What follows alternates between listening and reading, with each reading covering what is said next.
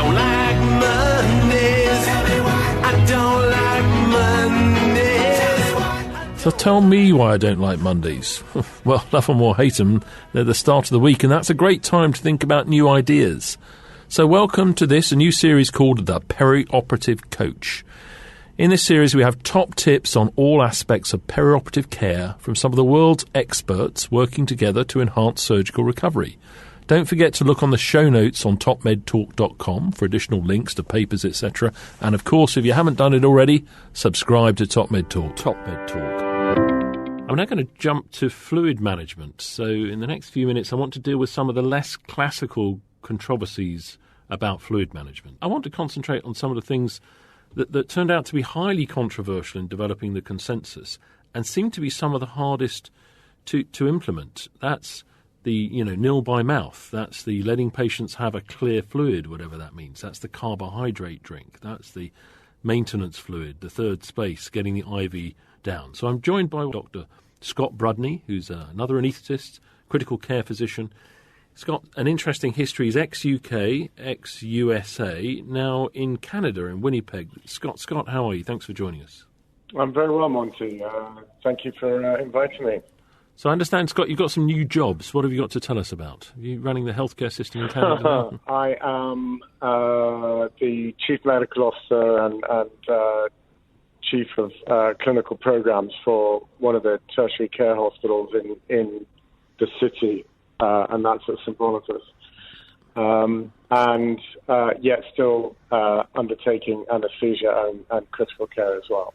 So you're going to be shaking things up as the new CMO. So how, is it, in the UK, the it's okay to have a drink before surgery message, which has been there since the last decade, was the hardest thing to implement. Everyone knew that you had to be starved after midnight, and I mean everybody. So it turned out to be the most difficult needle to shift. What was it like in the USA, and what's it like now in Canada? So I think in the USA, it seemed to be an easier change to implement. We're all familiar with the pre-op assessment units that patients come to pre-op and are given information. But I think the dissemination of nil per mouth or NPO to the staff receiving patients was certainly well undertaken in the US. And I hate to say it, but having arrived here in Manitoba, although the message is still the same, which is that patients can have fluids up to 2 hours before an operation, the implementation of that has not been very straightforward.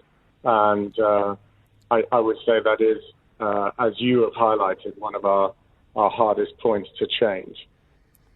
And the carbohydrate drink, because we tried to write to people to say it's all right to have a proprietary drink preoperatively, and the compliance rate was terrible, and some people even wrote angry letters back to us to say that we were pushing well-known proprietary products and we were bonkers. Any views on that?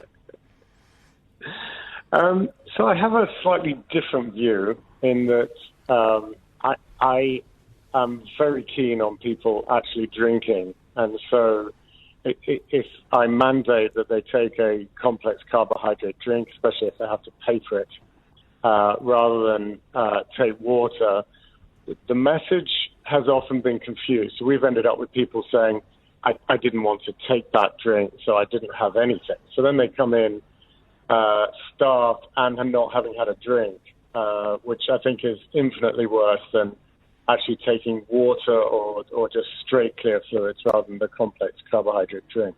And we obviously haven't got time in this format to delve into the clinical trials that support one or the other. But I think everyone understands that having a patient not dehydrated before surgery is certainly our key focus. And then if we can get to the next step, which would then be adding in complex carbohydrates, that would be icing on that cake. But we are still getting patients in who have said that they've had nothing since 6 o'clock the night before. These are often elderly patients, and it just makes for the intra-op being that much more difficult to manage, as you know.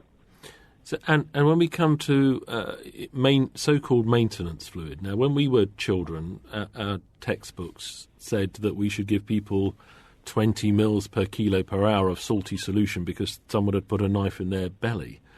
And if we look at the randomised controlled trials now, some of them are still, they're not doing 20, but they're doing 10 mils per kilo per hour of salt-rich solutions, whereas others are giving 1 mil per kilo per hour of a sugary solution.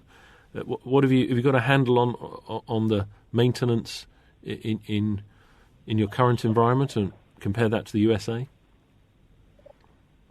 So I think certainly in the US we once again were pretty switched on as to whether to have maintenance in that pre-op area for complex patients, perioperatively, and then what we did post-operatively. All changed along with the guidelines, not quickly, but certainly over time.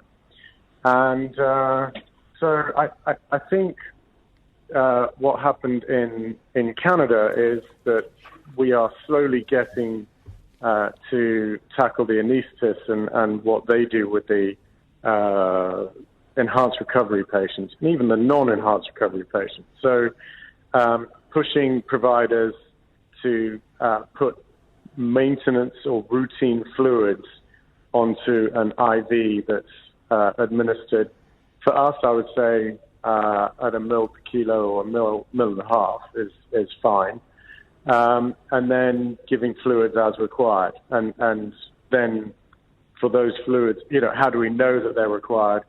Actually measuring that measurement. And that in Canada has certainly been a battle, because anything that costs money to obtain is often frowned upon. So not very straightforward, but we are slowly changing. But there seems to be an engaged workforce that are adaptable to change. Again, you're saying getting it on a pump seems to be the way of getting a grip on the maintenance fluid. Right. What about getting that IV down? Because we found that if we leave IVs running, then people get death by saline, not literally, but damage by saline in the middle of the night, drowning, pickling. And if we can get it stopped in the recovery area, that makes a big difference. But how are you doing with that? I think that makes an enormous difference. Yeah, I think the ability to have somebody, and this is part of our pre-op counselling, is that you are expected to drink in recovery, and once patients do that, then the IV is capped, and there's been a lot of education of junior staff not to chase oliguria, and then, just because they're phoned at night time, give 250, 500 of fluid. So trying to change the mindset of the trainees and in-house doctors, not to chase oliguria. And then just be fairly acutely aware of anuria. So, not to be complacent about people not peeing at all. But obviously, if they're not peeing that much, then we're not going to be too excited about it. And we're certainly not going to jump in and, fill them with crystalloid. Thanks for downloading and listening to Top Med Talk. Don't forget to find us on social media. We're on Twitter, Facebook, Instagram, even got our own YouTube channel. Whichever your favourite social media feed is, we're bound to be there. Find us. Also, subscribe to this podcast so that you never miss an episode. And make sure you go to the Top Med Talk website, topmedtalk.com. and get on board with the email updates. Oh, whilst you're at it as well, I suggest you download our entire back catalogue. We're categorising it at the moment. We're having a little look through it. It may not always be in the form that you currently find it. So if you get your hard drive ready for a full-on download via the website perhaps, or perhaps through your podcatcher. Oh, and if you fancy meeting us, why not go to the website ebpom.org/meetings.